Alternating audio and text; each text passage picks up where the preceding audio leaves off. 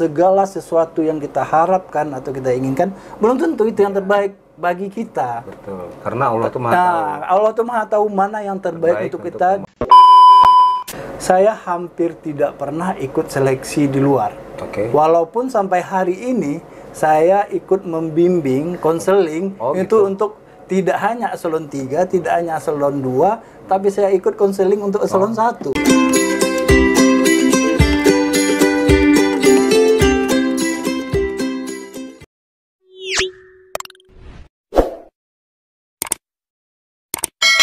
Assalamualaikum warahmatullahi wabarakatuh. Salam sukses sahabat melayang dari Sabang sampai Merauke, dari Miangas sampai Pulau Rote.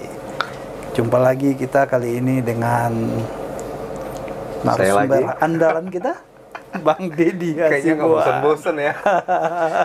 Udah kali keberapa ya? 4 kali ya? Iya, kali keempat ya. Apa kabar Bang Deddy, sehat? Alhamdulillah sehat. Bang Son sehat juga? Sehat. Gimana hari ini, udah olahraga?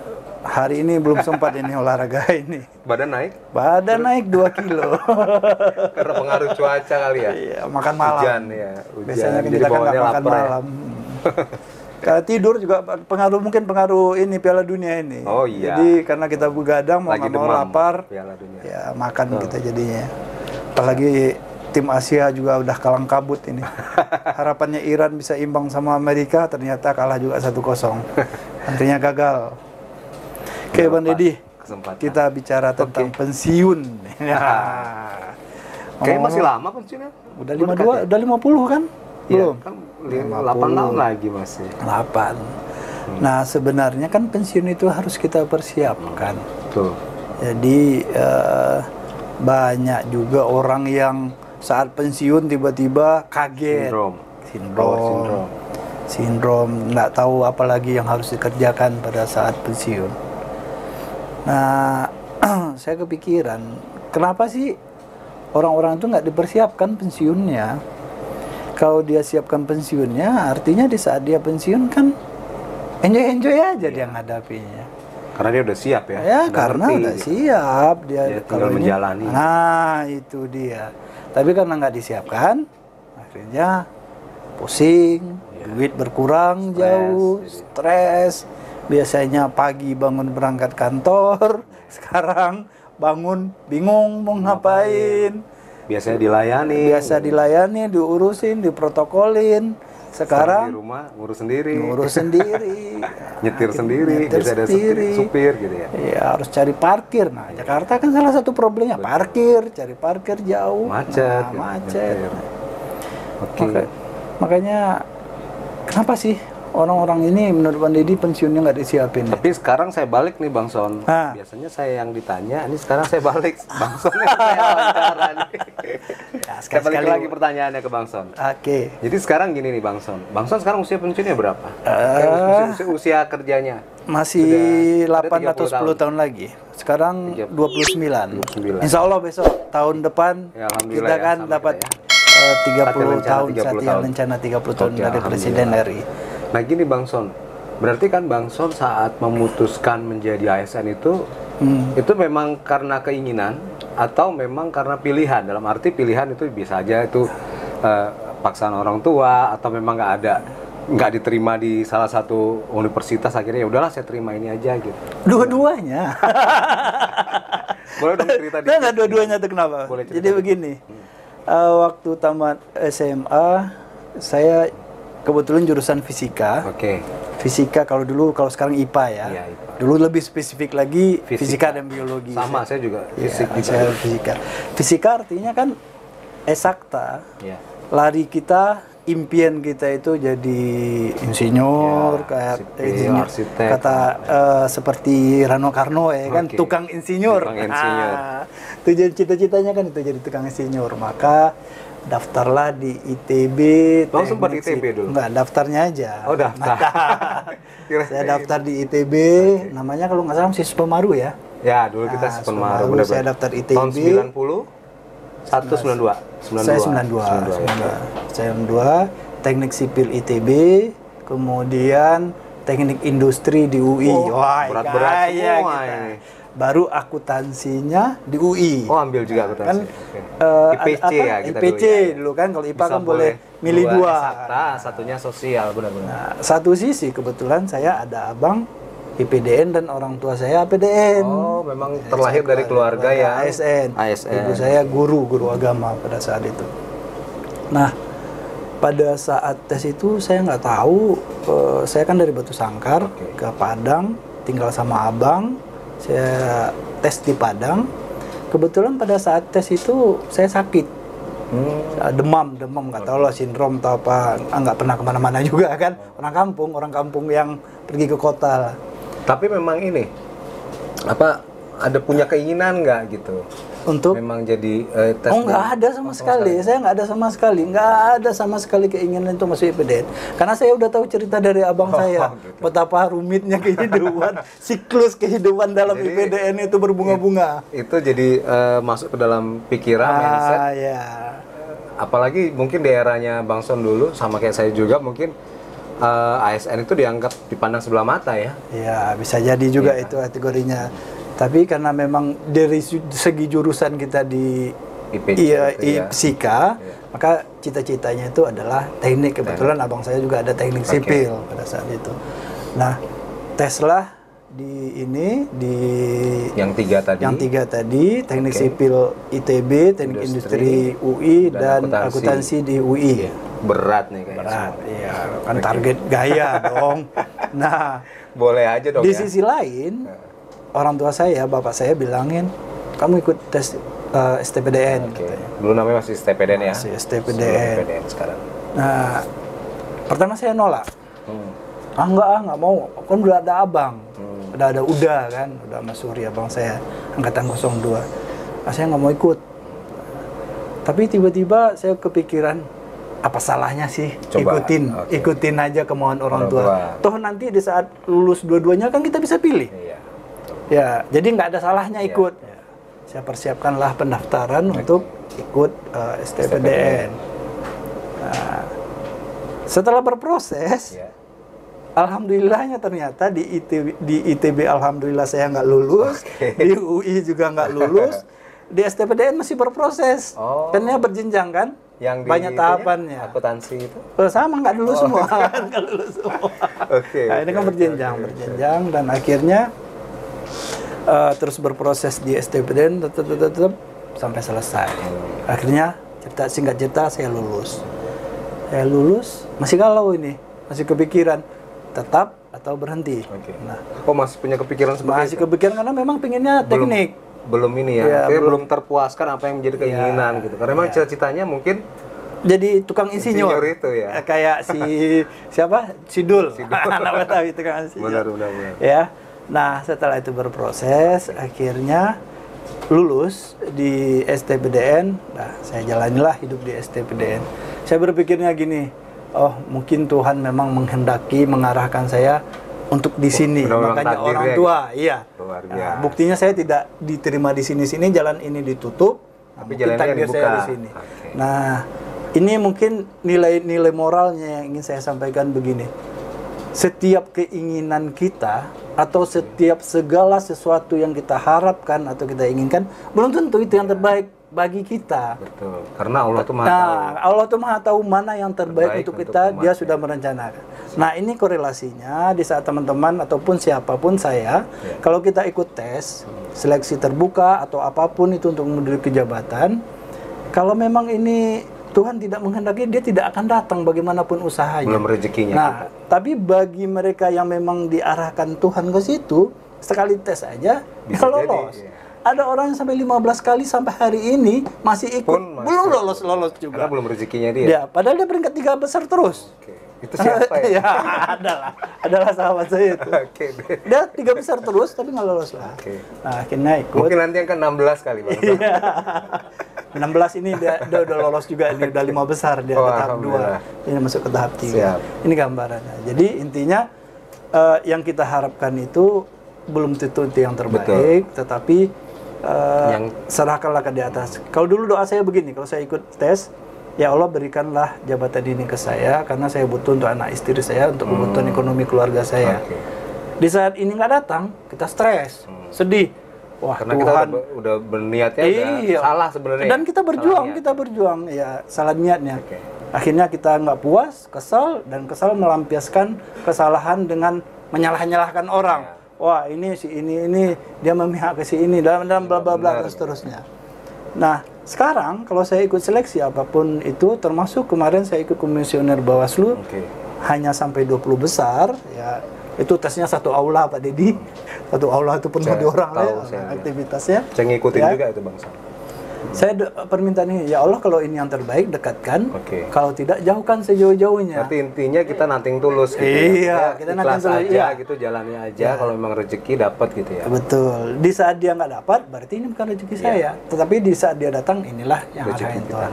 Nah, inilah yang saya pegang sampai hari ini masalah jabatan. Saya hampir tidak pernah ikut seleksi di luar.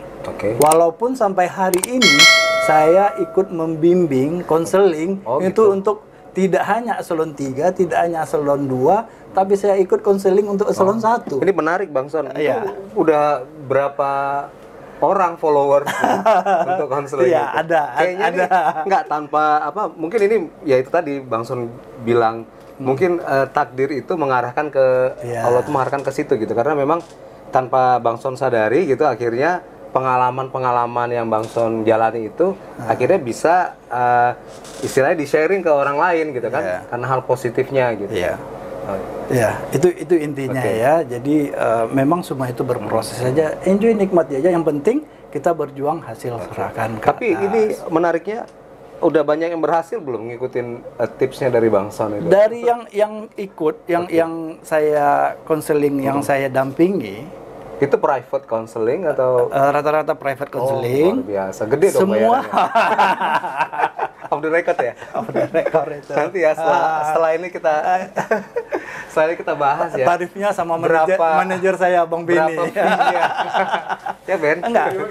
Dari semua yang konseling ke saya yang berproses, untuk 3 besar semuanya duduk di 3 besar. Alhamdulillah. Karena kita hanya bisa mengkonselingnya untuk lulus tes.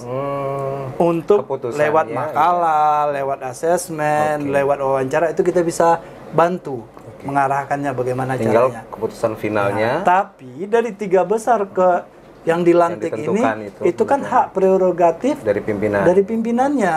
Nah, di sini makanya saya katakan ini mainnya lobby. Nggak bisa lagi dengan walaupun dia peringkat 1 tidak ada jaminan. Nah, ranah saya nggak sampai ke situ. Artinya udah nggak kompetensi lagi yang dinilai ya.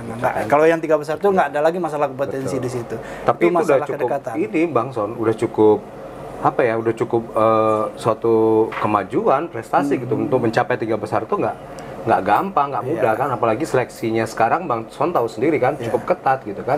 Hari ini masih ada yang hari ini 1 eselon 1 dan 1 eselon 2, ini masih berproses hari ini. Luar biasa. Terus seandainya gitu, mereka dilantik menduduki satu jabatan berkat bantuan konselor dari Bang Son, apa yang mereka berikan ke Bang Son? Apakah mereka berterima kasih atau mungkin ada sesuatu yang dijanjikan ke Bang Son? Kalau itu kita sudah berada komitmen fee di awal. Gitu. Jadi lepas dari itu udah lepas kontrak. Ada. Kalau memang selebihnya masih ada hubungan baik, dan pastinya hubungan akan tetap baik selagi proses kita itu baik. Iya benar. Ya, selagi proses kita itu baik, setelah dia duduk dia pasti akan baik sama kita. Makanya ini pekerjaan yang menarik sebenarnya. Kita nambah teman yang juga jadi pejabat. Benar-benar. Jadi kayak kalau dibilang tuh kayak semacam profesi baru gitu ya. Profesi kayak untuk memberikan masukan, konseling gitu bagi para ASN yang mungkin menduduki satu jabatan gitu. Kayaknya ini menarik Bang Son. Mungkin kedepannya ini profesi ini akan banyak diminati oleh orang-orang lain juga ini kayaknya. Tapi jalan-jalan baru ini yang dibuka oleh Bang Son kayaknya. Iya kan, semuanya tuh prosesnya terukur Bang Ded. Ya selagi dia prosesnya transparan, itu kan terukur semua. Misalnya untuk asesmen itu ada caranya bagaimana kita lolos asesmen dan itu bisa dipelajari. Itulah yang kita transfer kepada mereka. Kemudian untuk buat makalah misalnya, bagaimana membuat makalah yang baik itu kan dengan waktu yang singkat dengan kerja sendiri itu ada tekniknya, ada standarnya untuk prosesnya. Kemudian untuk wawancara, bagaimana kita berwawancara itu kan ada tekniknya tersendiri. Betul. Apa yang harus kita kuasai, bagaimana kita cara berbicara. Nah, makanya saya katakan kalau yang ini bisa dipelajari. Oke. Itu bisa dilatih. Bisa dilatih. Nah, dilatih, intinya dilatih. Bisa dilatih, makanya kita bisa membantu orang untuk berproses sampai di 3 besar. Kalau udah 3 besar, keputusannya sudah tinggal tergantung takdir lagi. Kayaknya menarik Bang Son, mungkin saya kayaknya pengen coba. Ini tadi kita ceritanya pensiun kok jadi. Nah, nanti kita bisa balik ke sana. Nanti jadi gini Bang Son, saya mau kembali lagi ke tadi. Cerita Bawaslu dong sedikit, kayaknya itu saya pikir kayak pencapaian Bang Son kalau dikaitkan dengan karir sekarang, Bawaslu masuk nggak dalam daftar list bahwa itu adalah pencapaian tertinggi Bang Son untuk saat ini?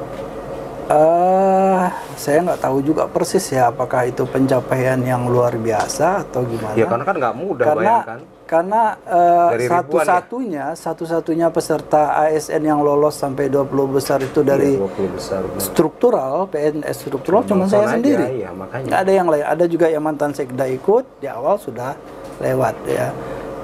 Kenapa saya bisa lolos di situ?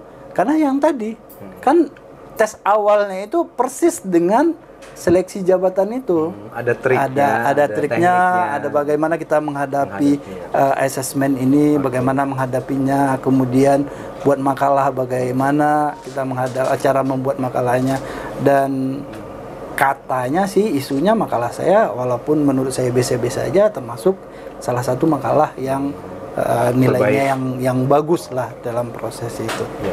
Nah, karena yang menilai itu kan pasti lebih mengerti Bang Son. Saya rasa yang dinilai itu tidak hanya masalah substansi, tapi alur berpikir juga, alur berpikir bagaimana apalagi proses suatu makalah. Basicnya Bang Son kan memang penulis, jadi itu mungkin lebih memudahkan dan memperlancar.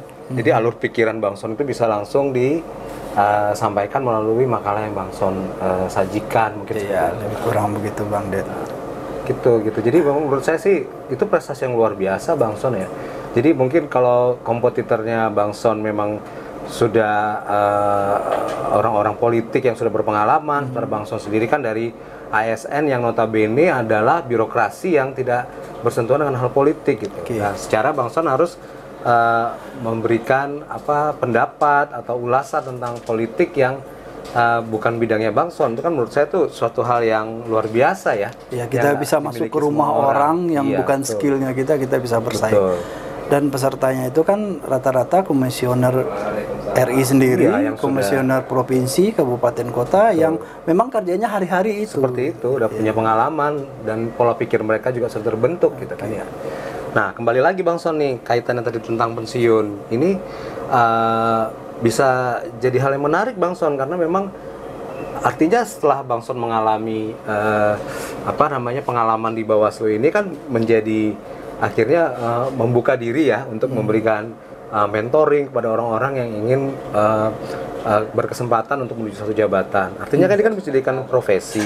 Kenapa ini nggak Bang Son kembangkan lagi secara optimal gitu? Nanti bisa Bang Son jadikan profesi Bang Son untuk menghadapi pensiun gitu. Ini awalnya begini Bang Ded. Awalnya itu saya dulu sering diundang DPRD untuk Bintek. Dari alhamdulillah udah dijalani dari Sabang sampai Merauke. Ada di Jakarta dan ada yang itu di luar dari tugas. Ya biasanya saya ambil hari Sabtu. Hari Sabtu di hari libur Sabtu atau Minggu, dan mereka juga sering mengadakannya Sabtu Minggu, kecuali yang di Jakarta. Di Jakarta hari apa aja bisa diikuti. Nah, kemudian saya berpikir di DPR ini kan memang mereka yang terhormat ya, untuk memberikan suatu masukan-masukan itu sepertinya agak berat, karena mereka sudah terkunci. Mereka sudah terkunci, frame-nya juga sudah terkunci. Cara berpikir mereka juga. Dan berkebetulan saya diundang ceramah di Diklat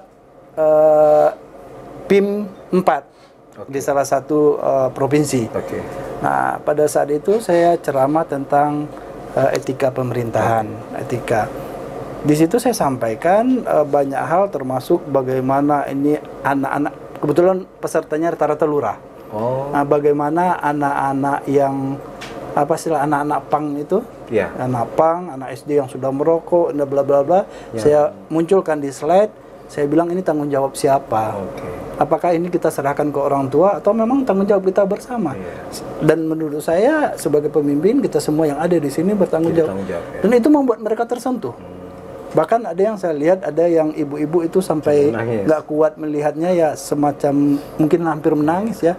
Terus dia bilang, Pak boleh nggak dipindahkan slide-nya? Saya nggak kuat melihatnya. Di situ titik baliknya, saya berpikir, oh ternyata jadi pembicara ini bisa memberikan manfaat kepada orang lain. Jadi selain kita juga dapat manfaat amplopnya dong, ya kan? Itu udah pasti. Itu kan target utamanya awal. Nah akhirnya saya berpikir, wah kalau gitu saya harus menggeser ini. Saya tidak ke DPRD lagi dan sampai sekarang saya tidak terima Bintek DPRD lagi. Saya berubah ke ASN dan anak-anak muda termasuk siapapun yang lebih mengarah ke motivasi. Nah, motivasi itu termasuk di dalamnya bagaimana mendorong orang untuk lulus tes. Nah, itulah akhirnya berkembang. Makanya sampai sekarang hari ini ada satu yang eselon 1 dan satu eselon 2 yang lagi berproses, ya semoga lolos. Ya, targetnya di deal kita itu lolos 3 besar, bukan untuk dilantik. Lolos 3 besar itu tanggung jawab komitmennya lah ya. Komitmennya sampai dia lolos 3 besar. Jadi hal menarik nih Bang Son ya. Akhirnya Bang Son sekarang jadi menemukan format gitu ya. Awalnya misalnya yang Bang Son bilang tadi DPRD, akhirnya ke ASN, sekarang menemukan yang format baru yang seperti Bang Son sampaikan tadi, mengkonseling orang-orang yang ingin berkesempatan untuk menuju jabatan gitu. Nah, mungkin nggak ke depannya lagi berkembang lagi. Ini kan proses ini kan semua ini sudah Bang Son laluin gitu. Sebenarnya saya ada keinginan, cuman kan kita masih terikat dengan status PNS kita. Saya berkeinginan, saya juga menjadi founder di Manglayang Motivator, yang alhamdulillah juga kiprahnya sudah mulai terlihat. Banyak ya followernya? Ya, udah jutaan ya? Dan diundang juga kemana-mana juga, bahkan ada berseri-seri, 1, 2 seri 1, 2, 3, 4 sampai 5 ini. Serius. Nah artinya ini juga berpotensi. Saya ingin kembangkan bagaimana dia bisa, cita-citanya satu Bang Deddy, nggak jauh-jauh. Bagaimana kita bisa memberi manfaat kepada orang lain. Di saat kita bisa memberi manfaat kepada orang lain, otomatis pahala mengalir di kita dong. Nah di saat pahala mengalir, rekening juga mengalir. Rekening kan kita tinggal cek handphone, udah masuk belum? Kalau belum masuk tinggal kita sabar, apa kabar? Kita nggak usah nanya, basa-basi apa kabar, sehat, kapan lagi kegiatan? Nanti dibilang, oh ya Pak belum transfer ya. Ketahuan deh gitu. Iya gitu. Jadi Bang Son, intinya adalah saya lihat Bang Son sekarang lagi asik dan menemukan satu apa ya, katakanlah mungkin profesi yang akhirnya menurut Bang Son itu ini adalah saya gitu. Iya. Bener nggak sih? Betul. Ya, makanya saya katakan ini salah satu contohnya. Ini sesi ketiga Bang Ded. Ini sesi ketiga, 1, 2, dan 3. Ini saya diundang udah yang di sesi yang ketiganya ini. Dan kebetulan saya masuk di sesi kedua. Sesi kedua ternyata dianggapnya cocok, saya diundang lagi sesi 3. Dan ini honornya lumayan. DKI Jakarta punya. Asik nggak sih? Jadi, asik banget. Bang Ded lihat itu, kita jadi pembicara itu yang pertama kita bisa, yang terbesar itu kita bisa share, kita bisa bermanfaat, memberi manfaat. Yang kedua tentunya kita bisa menambah pertemanan, pergaulan. Link ya, link, bisa berinteraksi. Dan jangan salah, dengan peserta itu kita bisa juga banyak ilmu. Gitu. Banyak pengalaman. Iya.